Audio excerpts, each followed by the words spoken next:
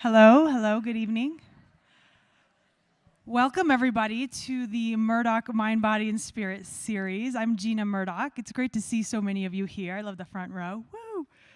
We are so honored, my husband Jerry and I, to present this series at the Aspen Institute, and we're so happy to see a full house once again for this series, connecting mind, body, and spirit. This is really the part of the founding principles of the Aspen Institute. We have an incredible speaker here tonight, and we're very, very excited about hearing from Dr. Neal Barnard. If you weren't here for that talk, you can just exit. No, I'm kidding. Let's all take a collective deep breath here. It's the Aspen summer season, and I know there's quite a bit of frenetic energy. So let's just close our eyes, take a few deep breaths, and really connect into this space so we can be present for this talk here today. So just breathing in and out through the nose. Go ahead and close your eyes. I won't go away. I know, I saw you. Just take a couple deep breaths. So we talk a lot about the mind, the body, and the spirit, and a lot of that is just about mindfulness, about being present in the moment. And here we are already in August 5th, 2015, and for some of us, we wonder how we got there. So just take a couple deep breaths and just reflecting on all the amazing things that you've seen in this space in the Aspen Institute. I personally would like to thank Crystal Logan for helping us put this series together and the staff at the Aspen Institute. And so just taking one more deep breath in through the nose, and as you exhale, just a sigh. Let's just do that one more time. Inhale through the nose. Oh, that feels good. We're going to talk about foods for protecting the body and mind tonight with Dr. Neal Barnard. And I'm just going to tell you just a little bit about him, and you can read more in the program book. Neal Barnard is an adjunct associate professor of medicine at George Washington University School of Medicine and Health and Sciences in Washington, D.C., president of the Physicians Committee for Responsible Medicine. Through numerous studies, he has found ways to reverse and prevent disease, and he has worked tirelessly to educate the medical community as well as the public about findings from a host of peer-reviewed studies. Dr. Barnard has authored more than 70 scientific publications, as well as 17 books, including the New York Times bestsellers Power Foods for the Brain and 21-Day Weight Loss Kickstart. He'll be signing his books after this program, so please take some time to connect with him after. And just really quickly, the bio is very impressive, and we know that all of our speakers here are incredible human beings, really pushing the envelope with innovation and creativity. When I was going to present Dr. Barnard, I got an email from a friend of mine named Martin Oswald. Martin, are you in the audience? Yeah, Martin, I'm sorry to embarrass you. But what's so wonderful is Martin is a local chef, and what he's done is he was inspired by Dr. Barnard, and I think you guys have connected, and he went ahead and did an experiment at Grand Valley Hospital in Rifle and used the diet that Dr. Barnard talks about with, 50 different patients that were prediabetes, and through the diet, all of them, every single one of them, became clear of the diabetes, and their cholesterol was lowered. Some of them cleared up acne. They got happier. They looked better. And so, lo and behold, this stuff really, really works. So I just wanted to share that story. Let's give this guy a hand. Join me in welcoming Dr. Neal Barnard up on the stage. Thank you. Come on up, Neal. Welcome. Thank you so much. Well, thank you, Gina. Thank you, Jerry. It's a delight to be here. What a wonderful place. I didn't grow up in such a wonderful place. I have to tell you, I grew up in Fargo, North Dakota. Anybody been there? Seen the movie? Okay, that's my mom in that movie. Anyway, my father grew up in the cattle business. And his father and his father and his father, they were all cattle ranchers. And my dad didn't like the cattle business, and so he left. And he went to medical school. And he came back, and he became the diabetes expert for Fargo and all of North Dakota and western Minnesota. And I never once heard him say that anyone got better. What they did is they managed their disease. Diabetes was a one-way street. It was a progressive disease, and our goal was to try to manage it and to do the best that you could. And when he was in his late 60s, early 70s, he started to succumb to symptoms that we had never seen in him before. And his mind was starting to go a little bit like his father's mind had gone, where the same stories started to repeat, and then words were slipping out every day and many times a day. And when he died with severe dementia, I realized that I'd never heard of any way of preventing that. I want to talk about those things today. It's a new world. We now know more about all of this than we'd known before, and we have tools not only to show us what's going on, but to take this power into our hands and to share it and to change this world for ourselves and our loved ones, and that's what I want to talk about today. First, a little bit of bad news. This is diabetes. It is not your imagination. It is getting a lot worse. And people come into my office and they say, I'm doing pretty well. I'm doing pretty well. I'm not eating any bread. Because what they're thinking is diabetes means I got too much sugar in my blood. Sugar is glucose, and it comes from carbohydrate. So the idea is don't eat any bread, don't eat any potatoes, don't eat sweet potatoes, don't eat cookies, don't eat cakes, don't eat rice, because those are carbohydrates. Well, if you look around the world a little bit, Jerry and I were talking about this earlier, take a look at Japan. In Japan, you have the skinniest people, the longest-lived people on the planet. What's the dietary staple of Japan?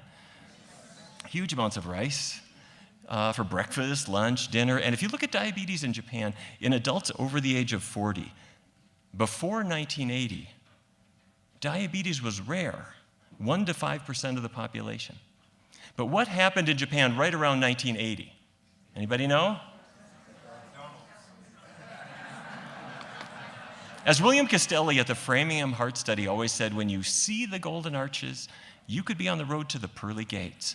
And this is not traditional Japanese food, but it's become very popular. And if you look at can you see that? The fat content of the diet it's not as bad as ours, but it's going up. And carbohydrate is going down. They're eating less rice year by year.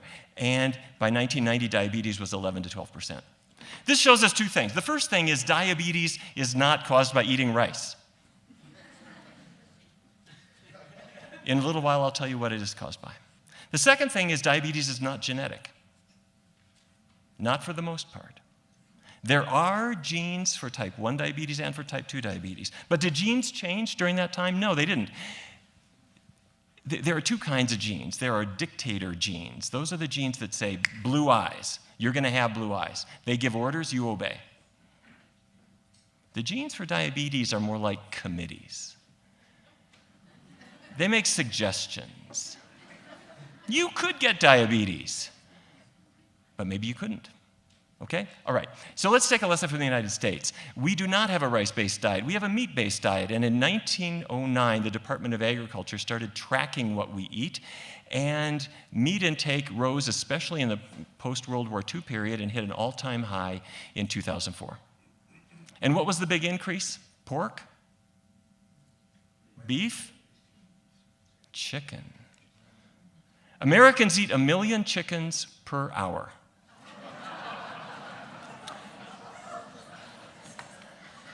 Let me say a special word of condemnation for cheese.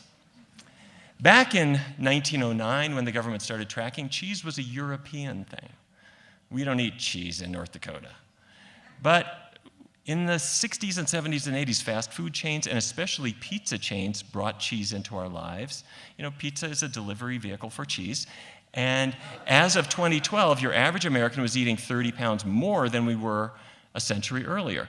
That would be okay, except it's 70% fat. Mostly saturated fat. That's bad fat. It's got a lot of cholesterol. It's got a lot of sodium. If it were any worse, it would be Vaseline. And we're eating huge amounts of this stuff, enormous quantities.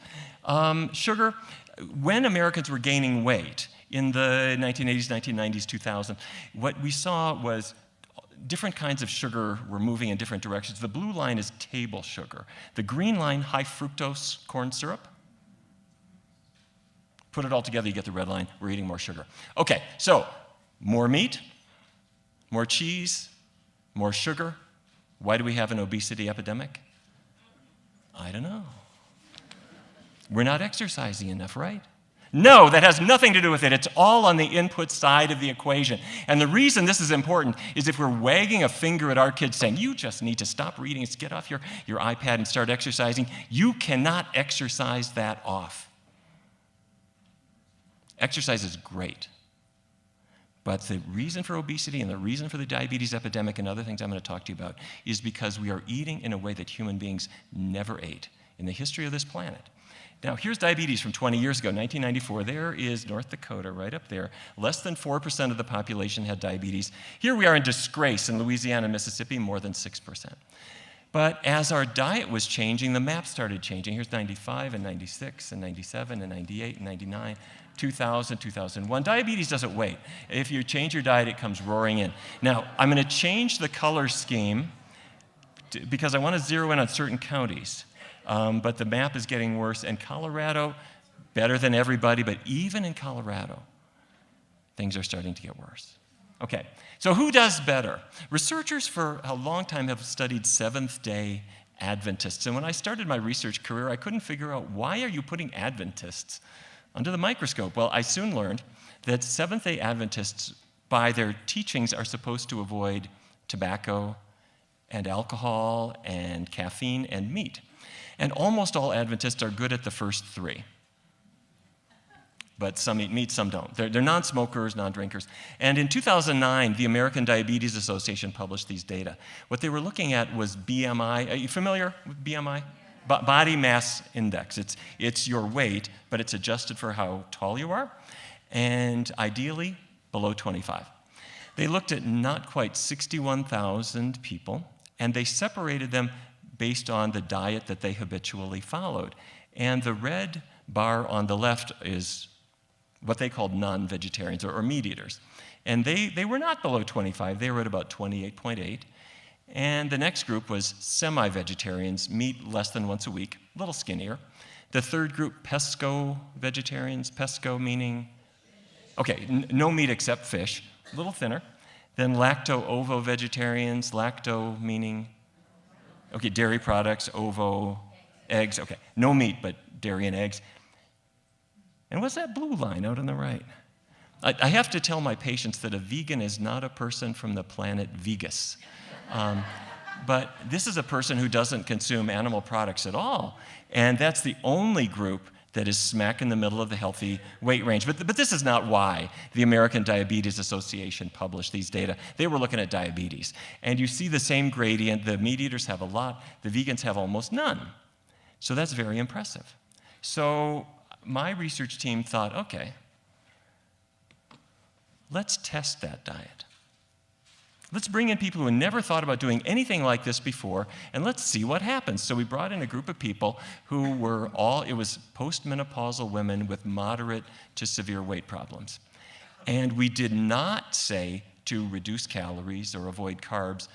What we said was no animal products and keep oils low. So don't take that bottle of olive oil and go glug, glug, glug, glug, glug, glug, glug all over your pasta. It's going to be low-fat foods.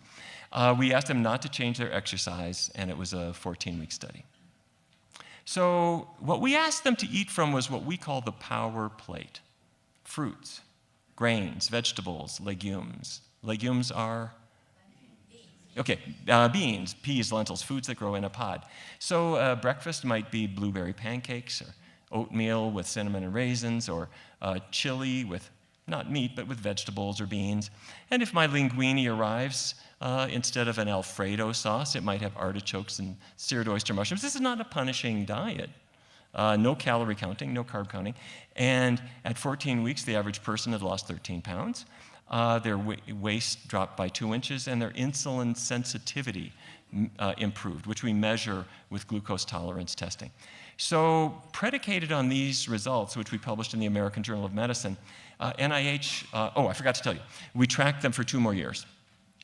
And we compared them to a control group following a chicken and fish diet. The control group is the red line. Over the long run, they didn't do so well. The blue line was the vegan group. And because you're not starving, there's no reason to overeat. There's no reason for the weight to come back. And it's a one-way street to a healthier waistline. Okay, so the National Institutes of Health then gave us a grant and said, why don't you test this for type 2 diabetes? So we used a plant-based diet and compared it to a conventional carb-counting, calorie-restricted, conventional diabetes diet. 22-week study, so about 5 months, and a year follow-up. We had 99 people, and what we track is something called hemoglobin A1C. If you have diabetes, you know what I'm talking about. And what A1C is, if I test your blood glucose, it's going up and down minute by minute, but A1C stays pretty stable. And it should be below 7 if you have diabetes. So the red line was the conventional diet. They had a nice drop down to 7.5. The people on the vegan diet, no calorie counting, no carb limits at all. They were free to eat as much as they wanted. Had this massive drop, just on average, of more than 1.2 absolute percentage points on A1C, which is not only better than any other diet that's ever been tested, but better than any oral diabetes medication that we had available too. And when we saw these results, there were some unusual things that happened. This is Vance. Vance had been a policeman in Washington. His father was dead by age 30. Vance was diagnosed with diabetes at 31, came in to see us in his late 30s, and he was randomly assigned to the vegan group. And after about 3 weeks, he said, this is the easiest diet I ever did. You don't tell me to count anything. You don't tell me to not eat stuff. I can eat as much as I want. I just got to learn different kinds of foods, but he said it was easy. Lost about 60 pounds over the course of a year. His diabetes medications were discontinued, and his hemoglobin A1C was not below 7 to start. It was 9.5, which is terrible. It dropped to 5.3, which is normal. Here's what this, when I was in medical school, I was taught you can't get normal. Here was a man in front of me, and his lab tests showed that on no medication at all, he had a hemoglobin A1C of a teenager. The diabetes was no longer, do I tell him? I had to say, I thought about this for a long period of time. Could I tell him he didn't have diabetes anymore? I have to say, as we've started to see many, many cases of this, we're quite comfortable telling people that their diabetes is gone. That does not mean it could not come back. It's waiting around the corner. If Velveeta comes back into your life, diabetes will find you. This is, oh, by the way, I was asking his permission to share his experience. He said, make sure you tell everybody that my erectile dysfunction went away too. You can write that down. This is Nancy, same story. She lost about 40 pounds. She stopped her diabetes medications. Her A1C improved. It's still in the diabetic range, but much, much better. And her arthritis improved dramatically. It effectively went away, and that's another talk.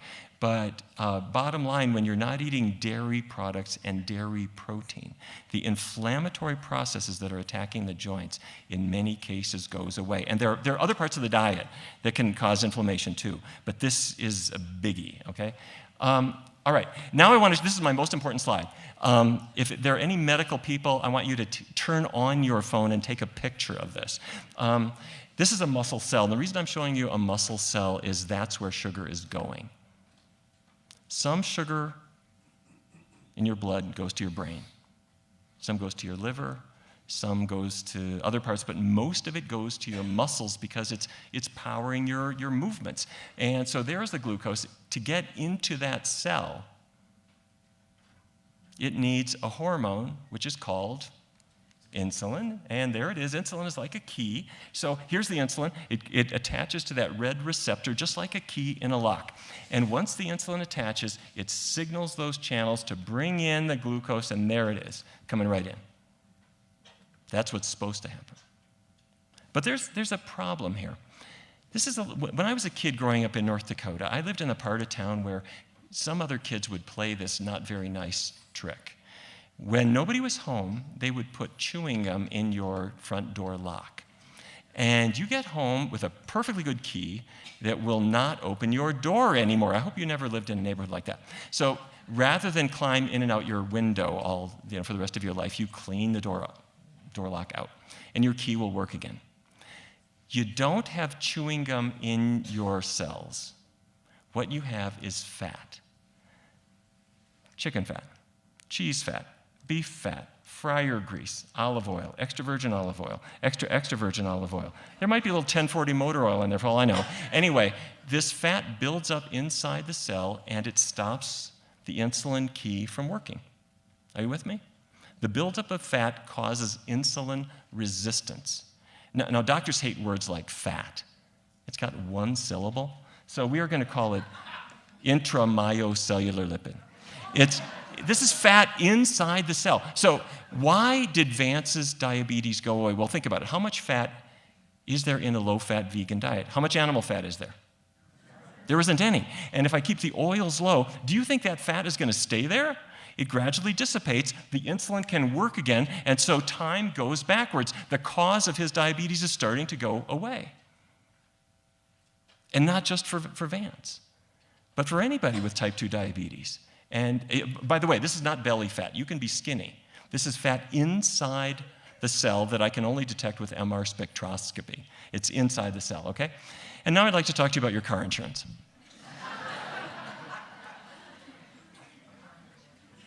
This is Geico.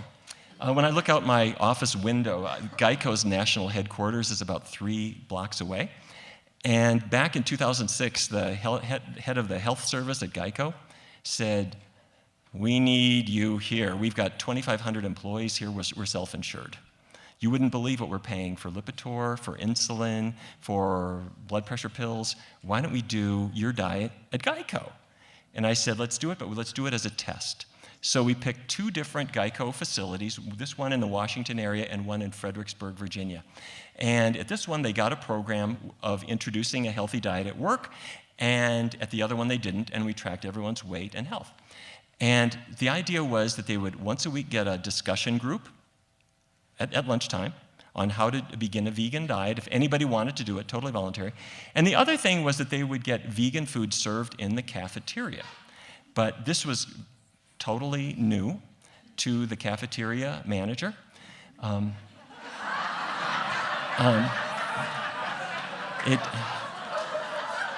Anyway,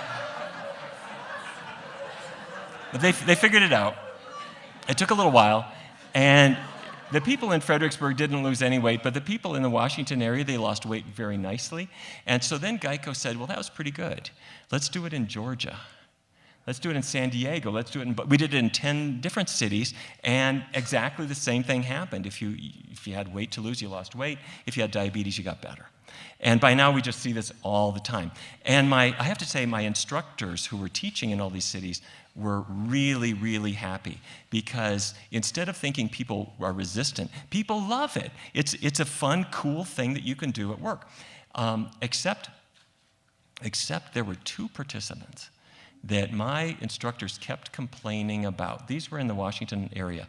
And every week the instructors would come back and say, Hillary and Bruce, I don't know why they even show up, because they sit in the back of the room and they chatter and talk, and they're paying no attention to what anybody else is saying, and they're just distracting everybody. I wish they wouldn't come. And every week I kept hearing about how bad Hillary and Bruce are. And I want to tell you something. You can misjudge people. They were distracting, but what they were actually talking about was the foods they were going to pick up at the store on the way home, how they would convince her father to go vegan with them, how they would have a vegan Thanksgiving for all their friends, and a year later they sent me this picture. Hillary's lost 85 pounds. Bruce has lost 100 pounds. And the other thing about this, if you have been beaten up by a diet, and by beaten up by a diet, I mean you thought it was going to work, and it was hard for you, and somehow you're not getting the results that other people were getting, that's not just bad for you physically. That's bad for you psychologically, because it teaches you there's something wrong with you. And I want to tell you something. There is nothing wrong with you. There is a lot wrong with diets that are based on starvation or telling you you can't eat healthy, complex carbs and things like that. And there's a lot of goofy diets out there. But a diet based on healthy vegetables and fruits and whole grains and beans is the fuel your body works on. And that allows you to succeed automatically. And that heals you physically. But it also allows you to repair some of the damage that happens to us in years of commercial diet, goofy nonsense that we've had to live with, okay? All right, so this is a man named Jean Remy. He lived in Canada. Sent me these pictures because he was at 320 pounds. His doctor said, you've got prediabetes. And his wife heard about the program that we were doing, gave him a book. By the time he got to chapter 4, he'd lost 160 pounds. And like Hillary and Bruce, he discovered he liked exercising now. He got energy. This is Gina, same story. She needed to lose not as much weight, but wanted to lose it not by starving, but just making qualitative shifts. She gets her waistline back and her health back, and this is what works. Okay, at the same time as we were doing this work on diabetes, some researchers elsewhere started to discover a parallel track that led to the health of the brain. And if it's all right with you, I'd like to pursue that a little bit. First of all, the bad news, Alzheimer's is getting much more common. This is not just because the baby boomers are aging, that's part of it. The disease is more common, not just here, but in other countries. And it starts out as a lapse. What was the name of that movie? If this happens once in a while, that's normal. That's sleep deprivation. But if it's every day, it's mild cognitive impairment. And if you're having trouble learning and remembering and reasoning and visual spatial ability, you can't get a map straight anymore. Language and personality start to go. This is what starts to lead us down to a diagnosis of Alzheimer's. Now you're going to say, I don't want that. That is like the last disease that I want to even think about getting. Because when you get Alzheimer's, you lose everything. Everything. Your doctor will say to you, I'm sorry. It's genetic. There's a gene. It's called the ApoE4 allele. If you got it from one parent, you've got 3 times the risk. If both parents gave it to you, you've got 10 to 15 times the risk. Get new parents. I don't think so. Let me show you how the brain, what's going on in the brain. This red crescent, that's the hippocampus. That's Latin for seahorse. This will be on the test. Some anatomist 2,000 years ago thought that looked like a seahorse. Anyway, it's the hippocampus. The hippocampus has the job of deciding what's worth remembering. So the waiter comes up to your restaurant table and says, hi, my name is Kelly. I'll be your waiter tonight. And the hippocampus goes, I don't think so. But things that need to be remembered go up to the cerebral hemispheres, and you don't get a new cell for every new fact. What you get is new connections and stronger connections between cells. But if you look into the cerebral hemispheres, you discover that these cells, these normal brain cells, are squishing out protein strands. And these protein strands will get into sort of balls of yarn, or little meatballs that we call beta amyloid plaques. And that doesn't look so good. It's sort of like one of those old-fashioned sausage makers cranking out the strands of protein, and then they collect in these meatballs in the brain. It's a hallmark of Alzheimer's disease. Well, anybody know what this is? That is Chicago. 1993, the Chicago Health and Aging Project got started. And what they did is they interviewed thousands of people. All they asked them is, what did you have for breakfast? What did you have for lunch? What did you have for dinner? And they then carefully tracked those people over years and to see if there was anything that linked to brain health. And the first thing that they keyed in on was something I knew about. When I was a kid growing up in Fargo, my mother had 5 kids. And bacon would waft its smell up to our bedroom, and we'd all run downstairs, and my mother was taking the bacon strips out of the frying pan and putting them on a paper towel to cool down. And when the pan had no more bacon in it, she had that bacon hot grease in the pan, and you don't want to throw that away. That's good bacon grease. So she would carefully pour it into a jar to save it. Did your mom do this? That jar did not go in the refrigerator. It just went on the shelf because she knew that when bacon grease cools down, what happens to it? It solidifies, and that is a sign that it's really high in saturated fat, bad fat. And the number one source of saturated fat is dairy products, but it's also in meat, okay? So in Chicago, some people don't eat very much of it, and some people eat a lot of it, and we're going to separate those two groups. So the researchers tried to compare the low saturated fat group to the high saturated fat group, and I want to show you the numbers. That's the low group, that's the high group. So the people who are eating the most saturated fat, most dairy, most bacon, had 3.5 times the risk of Alzheimer's compared to the other people. Where is it coming from? 2 eggs, 3 grams of saturated fat, 1 strip of bacon, another gram. Do you know anyone who has 1 strip of bacon? Chicken thigh, even without the skin, 4.5 grams. Glass of whole milk, another 4.5 grams. Pizza for 1, 12 grams. Do you know people who eat these foods? People are eating these foods everywhere. And you just add that up, and you're automatically in the high-risk group. Okay. Researchers in Finland said, what if we don't look at Alzheimer's? What if we just look at mild cognitive impairment, that situation where you're having a lot of mental lapses later in life, but you don't have Alzheimer's. You're still driving, you're still managing. They took a little bit more than 1,000 adults. They tracked their diet at age 50, and then they watched them for the next 21 years. And some of them ate relatively little saturated fat, some ate more, and it wasn't just Alzheimer's. Exactly the same thing with the mental lapses that hit us as we're older. The fattier your diet, the more likely you are to have brain problems. Well, what about that gene? That ApoE epsilon 4 allele. Well, they redid the data looking only at those people. And here we are. Some people had relatively low fat, some high fat, and here's the numbers. Just so that you understand, these are all people at genetic risk. But if you avoided the bad fats, your risk of developing these memory problems was cut by 80%. Genes are not destiny, just like in the case of diabetes. The genes for Alzheimer's disease are a committee that's making a real strong suggestion. And now is the time to say, I don't think so. I don't want that disease. The solution to it is not a perfect one, but we have tools that we didn't used to have. Oh yeah, what's that now? There's a fat in donuts. Anybody know what that's called? Trans? Trans fats, that's right. Some people in Chicago know what a donut is. Some people avoid it, some people eat a lot of it, and I want to show you the numbers. Exactly the same, okay. So all we're doing is we're adding up the tools. If I'm avoiding the saturated fat, if I'm avoiding the trans fats, I've cut my risk dramatically.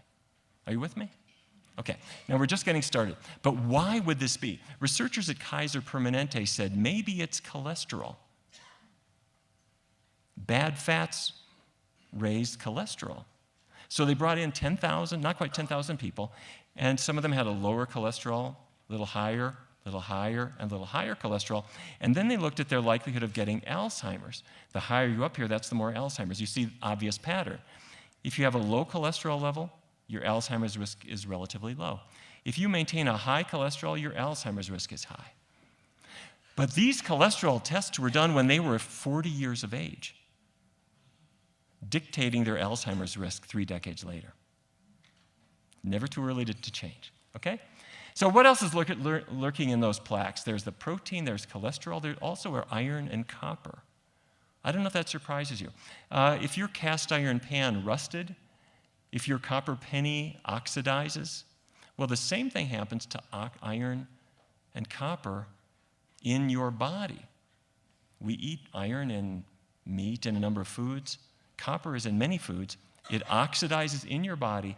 As it oxidizes, it releases free radicals. You know about free radicals. These are the sparks that are attacking your skin, and they're attacking your brain. They're destroying the connections between cells. So cast iron pans, copper pipes, meat, liver, probably the worst of all. Multiple vitamins. The vitamins are fine, but they put iron and copper in that you don't need. Now this one, Cetrib Silver, says, we know you don't need iron anymore. You're getting plenty from foods. They'll take it out, but they're still loading you up with copper. They're 20 years behind the science. You should be taking a vitamin B12 supplement. That's good. But if you're taking a multiple vitamin, get one that's called vitamins only. No, without the iron and without the copper, you don't need it. You're getting those from foods, okay? All right. So I've been saying, get away from the animal products, eat the healthy natural foods. It sounds kind of like a Mediterranean diet, and it is. And in fact, if you look at Mediterranean regions, those people who have a glass or two of wine every day have less Alzheimer's than other people. And it's true. In fact, when I was in college, I think some of my roommates felt that they were on the Mediterranean program. They were doing their best to follow a good, healthy Mediterranean diet. But some researchers said, well, maybe it's not the alcohol that's doing that. Maybe it's the grape. So at the University of Cincinnati, researchers brought in a group of people. They had mild cognitive impairment, average age 78, and what they tested was just grape juice. A pint a day, which is a lot, but what they discovered was that in 3 months, their learning was better and their recall was better. Why? I mean, that's too easy. 3 months? Well, think about it. A grape has a rough life. It's sitting on the vine all day under the sun with no protection. Or wait a minute. That purple color, those are anthocyanins. They are powerful antioxidants. They protect the grape. Well, if that's it, maybe other foods that have that same kind of color will do it. Back to the lab. Let's try blueberry juice. And so we brought in a new group of people, gave them a pint a day of blueberry juice, exactly the same benefit. Okay, now I'm not suggesting that you need to have blueberry juice or grape juice. What I am suggesting is that, what I am suggesting is that those colors aren't just there to be pretty.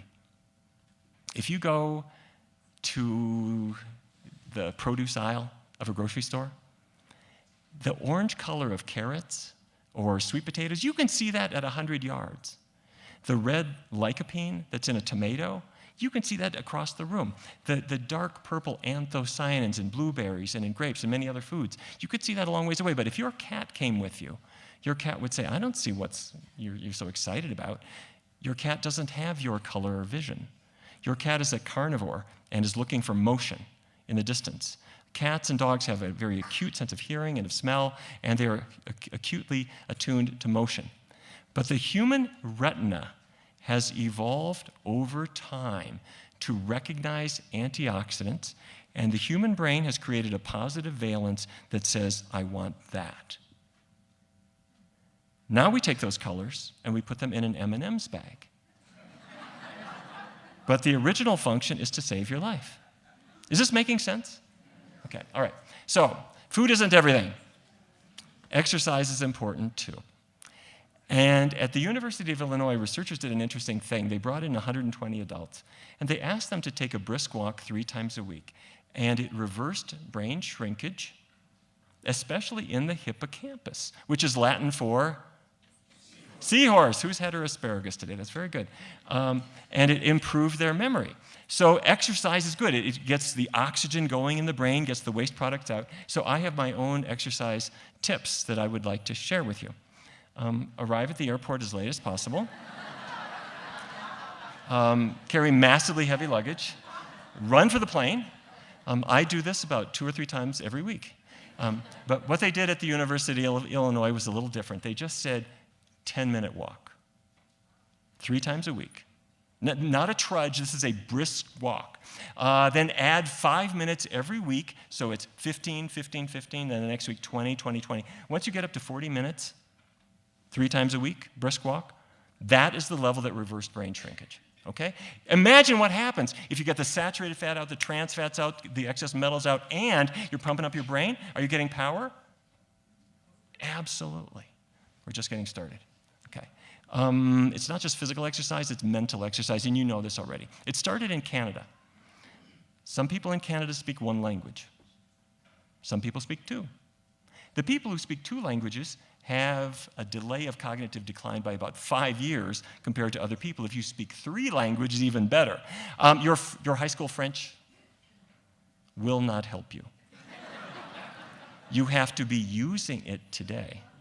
If you're using it, it will help you, okay? So intellectual activities, documentaries, newspapers, these are all good for you. This is the one I read. Pick out the one that's most meaningful to you. But anything that gets the word machinery working is good for you, okay? Crosswords, anagrams are especially good. I was sitting in a lecture by Dean Ornish. You know Dean Ornish? He's a medical genius. He showed that you can reverse heart disease with a plant-based diet and a healthy lifestyle. And I was sitting in a lecture, and he showed this slide. He said, if I focus just on myself, if I focus on I will be ill. But if I focus on we, if I get the support of a group, I can be well. And he was making a really good point, get group support. But while he was making that point, I was thinking about something completely different, which was, isn't that cool that there's these words hidden in other words, and that's probably good for your brain to see that. So I started taking words like this, and if you rearrange them, it's amazing what you can kind of come up with. And as you do this is helping your gray matter improve, this is helping your white matter get better, and if you do this daily, you're going to see a lot of improvement in your brain. Okay, so now there are some companies that are making money doing this. You've heard about Lumosity.com. Oh, hi, David. I remember what you ordered last time you were at my restaurant, and you get a tip. Or how many words begin with D-I-G? They're working on memory and reaction time and reasoning 5 minutes a day. I'm not pushing Lumosity. There are many others. But the idea is that these resources are out there for you, okay?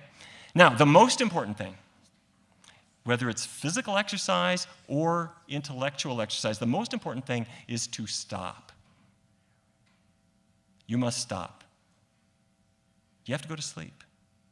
Because the first part of the night, when you're asleep, your brain is engaged in what's called slow wave sleep. It's integrating words and facts and experiences. It's like all of the memories and things that came in during the day are a jumble of file folders. You got to stop so they can be filed away. The second half of the night is REM sleep, rapid eye movement. Your brain is sorting out physical skills like a musical instrument or riding a bike or playing tennis, and emotions in dream. If you're up all night, and if you're night after night just not sleeping well, your memory will be poor and your emotional control will be poor. So there's a physiological substrate. At night, your amyloid, that sausage maker, turns off. It stops cranking out so much amyloid protein. But that only turns off if you go to sleep. Okay? So this is my most important medical device. I don't care how good your book is, 10 o'clock, close it, turn off the light, go to sleep. If you're having problems sleeping, I have a regimen that I use for people that's very, very easy to do, and it's in my book, Power Foods for the Brain, or we can talk about it in the Q&A. It's a very easy thing to do. All right, so what's a healthy diet? Fruits, grains, vegetables, legumes. Those should be our staples. And we, the Physicians Committee, are some of you members of the Physicians Committee for Responsible Medicine? Thank you if you are. If you're not, please do join us. We're trying to promote a healthier world in many ways, and I'd love for you to hear about what we're doing. But back in 2009, we sent this to the US government and said, the pyramid is a nice shape, but people eat off a plate. Give them a plate. And you don't need a meat group and a dairy group. These are the foods to emphasize. Well, we didn't hear back from them. So in 2011, we filed a lawsuit against the USDA. And we did hear back from them. And I don't know if you've seen, but this is what the USDA now calls my plate. And they said, okay, fruits, grains, protein. Protein could be meat, but it could be beans or tofu or nuts. For the first time in American history, there is no meat group anymore. The dairy group now includes soy milk. It's not perfect, but we're going in the right direction. I'm not taking any credit for this change. It could be a coincidence, but we're making progress.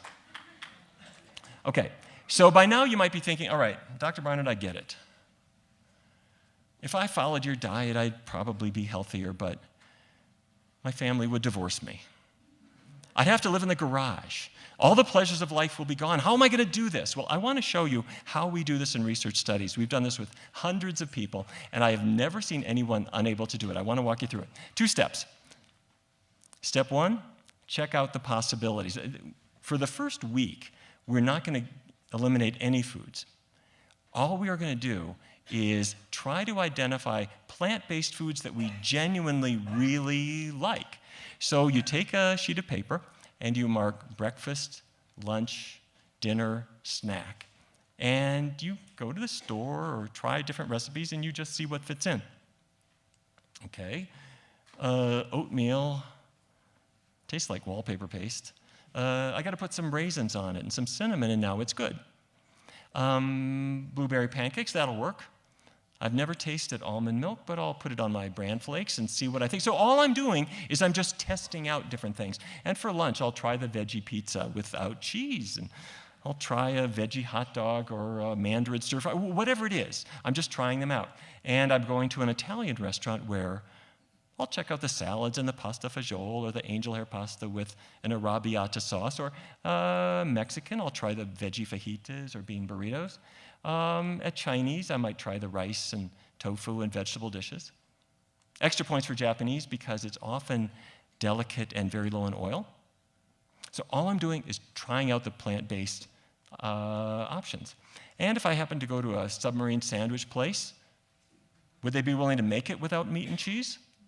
Sure. So you load it up with the lettuce and tomato and onions and cucumbers and olives and red wine vinegar, and they'll toast it for you. And Taco Bell may not be the pinnacle of culinary art, but they'll make you a bean burrito. So if that's where you're eating, you're trying out these options. So whatever you're eating from, the whole idea is to just look for your breakfast, lunch, dinner, snack that works for you.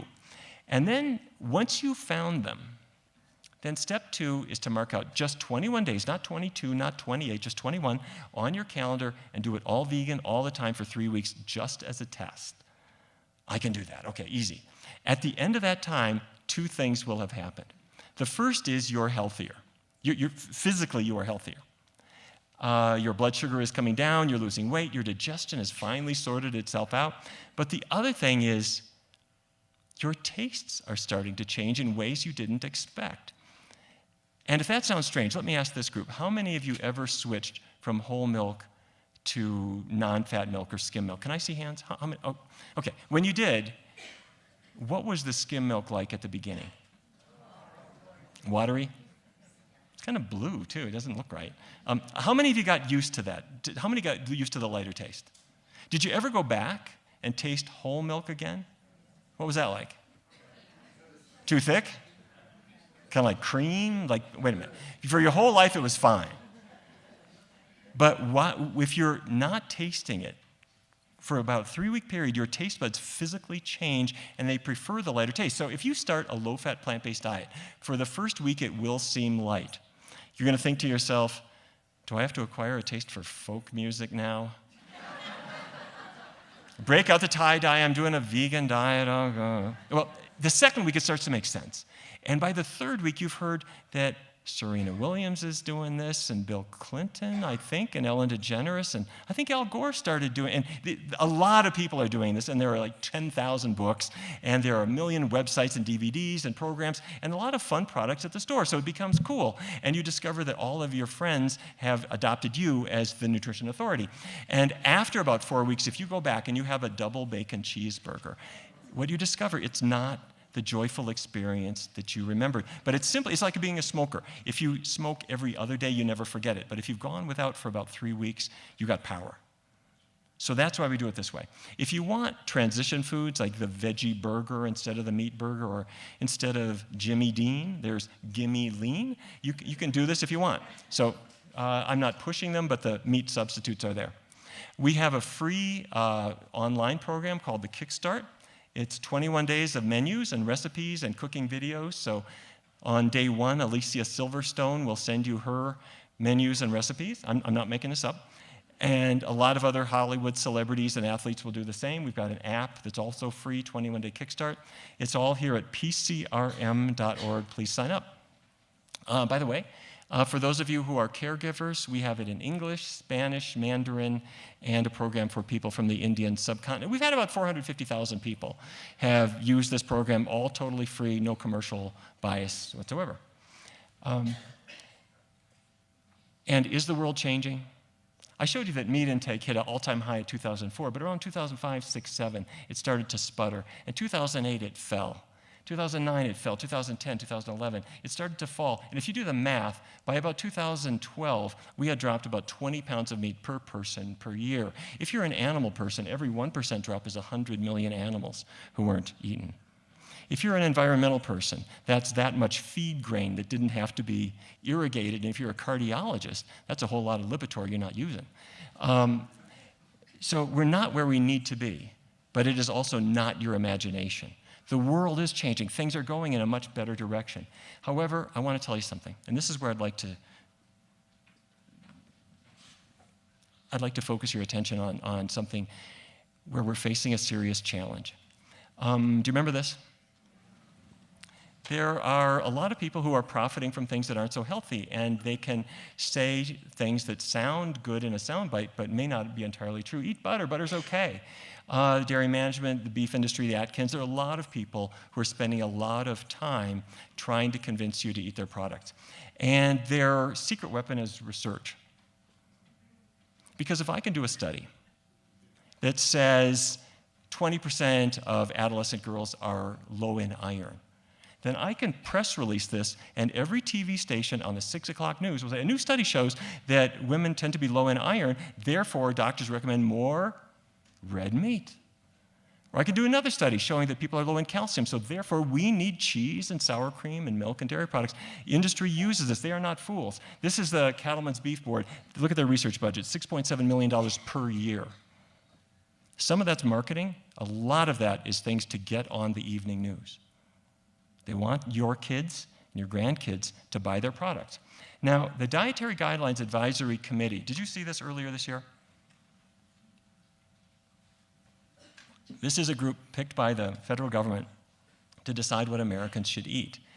And they put out a report that said there's available evidence shows no relationship between the consumption of dietary cholesterol and serum cholesterol. Cholesterol is not a nutrient of concern for overconsumption. In other words, we can finally go back and have what we have been craving, which is this egg. And this is apparently the most important thing in our lives, and we can stuff it down our gullet. And in fact, if cholesterol doesn't matter, why stop there? We can have sausage again. And this is what Americans over the last several months have started to think.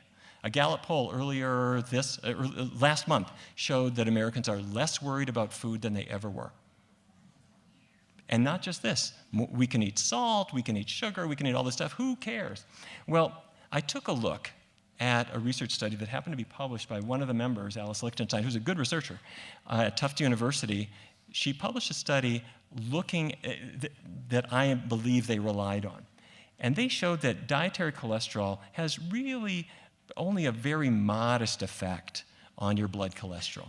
So in other words, are you with me? If you're eating a lot of eggs and other high cholesterol foods, according to this study, it's not really doing much to the cholesterol in your blood. So don't worry about it. Well, that's the headline, but killjoy that I am, I got a hold of this study. And it was a review of 12 prior studies, and here they are. This won't be on the test. Don't try to read this, but there's 12 of them. These are the sponsors. Can you see that? 11 of the 12 are industry, 10 are the egg industry, and 1 is fisheries. That's prawns they're worried about. Now skip with the interventions, but what I put here, I put U if they found an unfavorable effect of the eggs on your cholesterol level. I put F if it had a favorable effect. And in some cases, for statisticians, it was statistically significant, in others less so. But do you see the pattern? In virtually every single study, if you're feeding eggs or eating shrimp or whatever, your blood cholesterol does go up. It goes up a little bit or it goes up a lot. And that's what people weren't seeing. 92%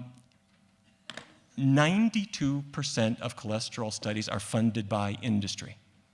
This was not the case back in the 50s and 60s. What has happened? What has happened is that by 1990, 1995, it was clear-cut. Cholesterol in foods, about half of it is absorbed into your blood. It makes your blood cholesterol rise. End of story. The federal government stopped doing research on it. It's like they stopped doing studies to see if smoking causes lung cancer. It just does. Stop studying it. The only people who fund research now are the egg industry and to some extent the shrimp industry to try to make a case that it doesn't matter. And if I bring in relatively small groups of participants, I can get results that aren't statistically significant. I can say it could be just chance. And they do a lot of these studies. They say it's just a chance finding, it's not significant. And then they send these to good researchers to say, it's just small, it doesn't matter. You can forget about it. This is a lie. Okay? So there are 5, are you with me? Is this making sense? There are 5 steps for winning this battle. The first is you have to use research strategically. And I mean good, solid, well-conducted, honest research. Secondly, you need to bring nutrition into medical education and care. You shouldn't be able to walk out of your doctor's office without the doctor saying, "Are you smoking? And tell me about what you're eating." The doctor doesn't have to give you an hour nutrition lecture, but the doctor has to know where to refer you to and to give you those resources. And if the doctor doesn't, they're not doing their job. It needs to involve the insurers so that they're in the game, and it needs to involve schools, and it needs to involve businesses. So we did this at Geico, but there isn't any reason that every business can't say, if we can cut our healthcare costs, we're going to be more competitive. My cars in Detroit can compete with cars in Japan if I'm not spending $2,000 per car on Viagra, number 1, Lipitor, blood pressure medicines, diabetes medicines. All of those are related to diet, okay? Every business in America could say, lunchtime, you can have a class on Wednesdays. Now, this is a little bit bigger. This is one of our classes, a little bit bigger than we like, but you can do this. We did it at Geico. We've done it at the Power Company in Washington. We've done it all kinds of places. Once you bring this stuff into work, you can revolutionize your workplace. Now, when it comes to research studies, I'm going to tell you what we need. We need meta-analyses that pull all the data together, because in 5 years' time, the Dietary Guidelines Advisory Committee is meeting again, and that's what they are going to look for. So if the egg industry is buying them, that's what they're going to get. We at the Physicians Committee, this is what we do. And this is what has to be done. You need good clinical trials on diabetes, on Alzheimer's disease, on hypertension. And you need exploratory studies. So if rheumatoid arthritis is something that maybe doesn't have to be treated by drugs, but can be treated by diet, let's study that and not wait for just another drug trial. That's what we need to do. Now, the last thing that I just want to say is we can get there, because we've been here before. A generation ago, I was sitting in a meeting in my hospital, the George Washington University Hospital. We were deciding whether or not we should ban smoking. We sold cigarettes in the gift shop. I bought them. My head of surgery bought them. We would walk down the corridor to the doctor's lounge smoking cigarettes. Our patients smoked in bed. And you remember this time. We decided we're going to ban smoking, and every other hospital did the same thing, and every restaurant and every airline and every government building and every business said, you can't smoke here. And that became the greatest gift to every smoker who wanted to quit but needed some support. And now it can be a February morning in Washington, D.C. There's some guy shivering in his shirt sleeves outside, finishing his cigarette before he's allowed into his non-smoking building. Well, people are changing their diets too, but not fast enough. We're just like where we were with smoking. We weren't idiots then. We were just taking our time, because it takes time to get cancer. I can quit eventually. Well, we made the decision the time is now with cigarettes. A generation fast forward to today, that's where we are with food. Now is the time. Because if we don't do anything, our kids are at risk, everyone we love is at risk, and we are at risk. But we can make these changes. And the way to do it is to have fun with it. Try new foods, new recipes, new books, new DVDs, new explorations. A new restaurant, try it out. If you have a dud, who cares? We're having fun with this. And then if you find something you like, share it at work, share it with schools, share it with people you love, share it with a letter to the editor, share it with a call to your member of Congress about what foods we subsidize. If we make enough noise, yes, there are industries that profit from this, but there are more doctors, nurses, dietitians, worried parents, worried principals and teachers. Our problem is we're quiet. If we have fun with it, if we explore with it, and if we make some noise, we can revolutionize the health of this country. Thank you very much.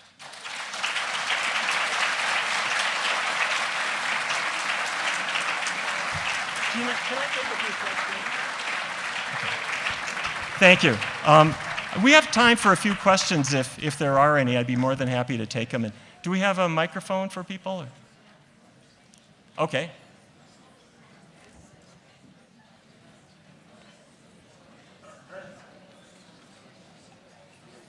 Yes, if you have a question, they'll bring a microphone to you. Yeah, that's fine.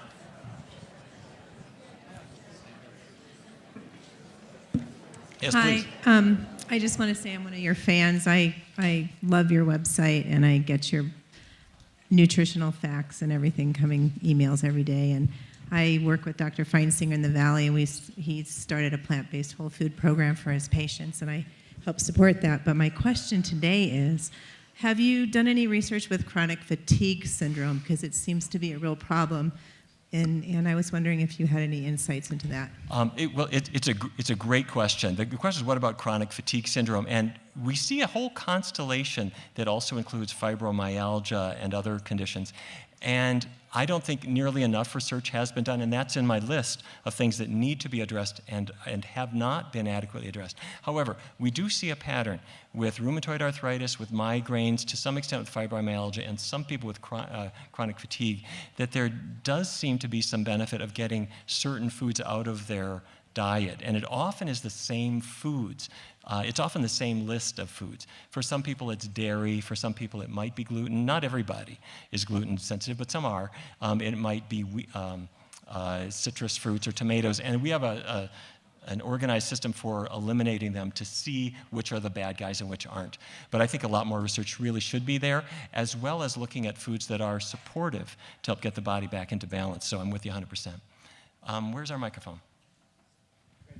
Okay, you said you had a tips about how to go to sleep?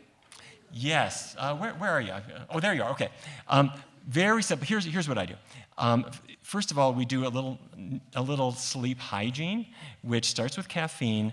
If you're a coffee drinker, about a quarter of your morning coffee, the caffeine is still there at midnight. So, like it or not, it makes your sleep light and easy to disrupt. Alcohol will lure you to sleep, but about 4 in the morning, the alcohol molecule transforms into aldehydes that are stimulants, and they cause a certain kind of a wake-up where problems and annoyances hit you at about 4:27 in the morning, and you know exactly what I'm talking about. So we deal with those initially, and there are a few other things as well. Don't eat high-protein foods in the evening. And then we bring in exercise, physical exercise, and I like to strain the muscles a little bit. And I don't mean hurt yourself, but things like push-ups or anything that causes the muscles to get tired, because for a lot of people, when you were 7, you were physically active, you didn't drink coffee, you didn't drink alcohol, and you were very physically active, and your muscles got tired. And so when you lay down to sleep, your body demanded sleep, and you would just collapse.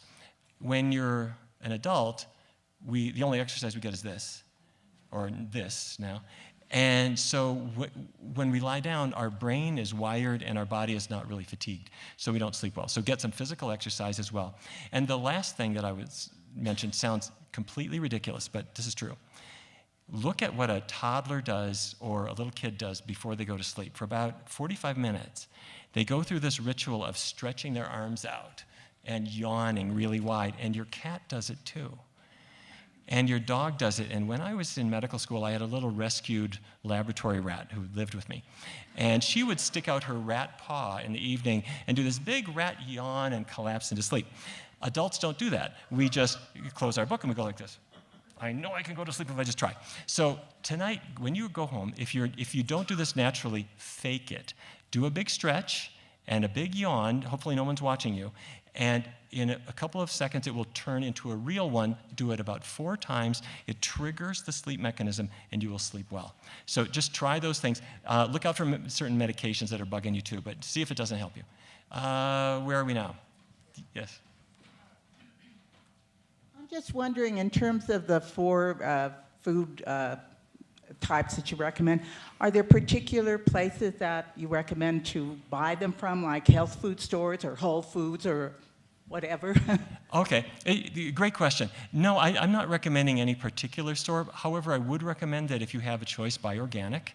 And you almost always do have choices these days.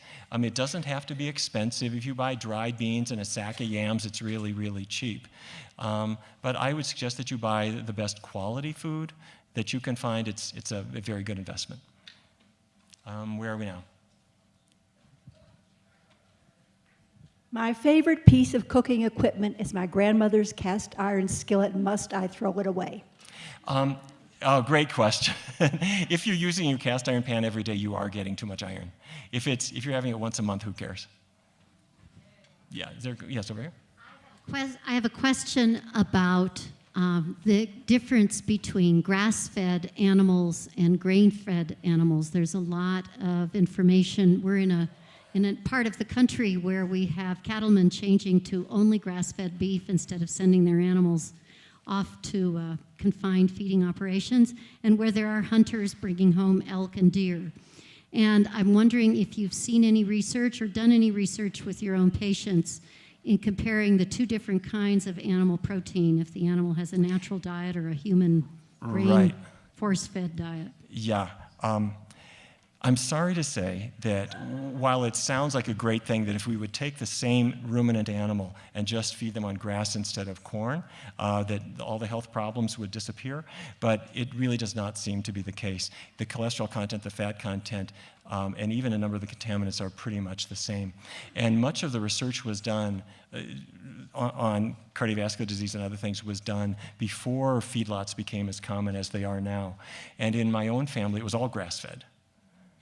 Generation after generation after generation, and it was a health problem then too. So I have to say, I think the big push for organic grass-fed beef is promotion, not science. I have the mic over here. Yes. Can you alluded to this, but could you be specific about the work of Nina Teicholz, who wrote the book Big Fat Surprise? Right. And your question is? So her hypothesis that she defends intelligently is fat, no big deal. We've been all wrong about it, and that seems 180 degrees from what you're saying. And so Yeah, I think she's a really nice person. I think she's done many, many good things in her life, and I think many, many people like her a lot. If you read her book and you check what she says, you will find just one distortion after another that will make you slam it shut. For example, the Maasai in Africa eat blood and dairy products. They don't have any cardiovascular disease at all. In fact, they have massive cardiovascular disease. But they don't, they have cardiovascular disease, but they don't get heart attacks. It's really hard to document heart attacks in rural Africa. Something that might be considered sudden death, it isn't listed as a myocardial infarction. So to hang your hat on that, it's commercial nonsense. I'm sorry. Well, I don't mean to say that. She's a very good person. But I really say, I've gone through that book, and there are lots of them. There's a million of them. And they're true believers in what they say, but the science is really very, very poor. Yes, please. There are internet sites such as BioTrust which say some of what you say, but also suggest that complex carbohydrates or complex proteins snacking at night, such as turkey, chicken, cottage cheese, and dairy products, are beneficial for you. What I'm hearing is totally different. Of course, they're selling pills at a very high price. Would you comment, please? It's true, and these are terrific questions, and I feel your pain. There is so much confusion out there. People will say, my good friend David Perlmutter said, the whole problem is grain, don't eat grain. And I say, David, what do you think people ate in Japan before McDonald's arrived? It's a grain-based diet. And there are many, many people who are trying to say the whole problem is carbs or grain or whatever. I'm hoping that the information that I presented will intrigue you to see that the healthful foods are these very simple, traditional vegetables, fruits, whole grains, and beans. On our website, and those of you who are members, you'll get updates all the time where we do try to bring the science to you. I haven't found a way to turn down the din of competing messages, but hopefully we're making some progress. We should probably stop at that point. I do want to say a big thanks to the Aspen Institute, and specifically thanks to Gina, thanks to Jerry. I really appreciate you letting me share this time with you. Thank you.